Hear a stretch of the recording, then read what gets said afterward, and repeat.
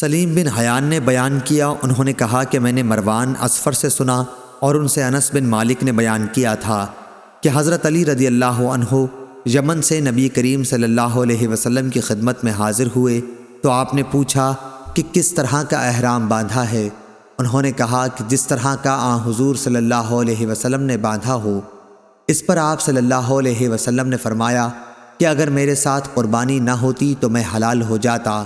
اور محمد بن ابی بکر نے ابن جریج سے یوں روایت کیا کہ نبی کریم صلی اللہ علیہ وسلم نے دریافت فرمایا، علی تم نے کس چیز کا احرام باندھا ہے؟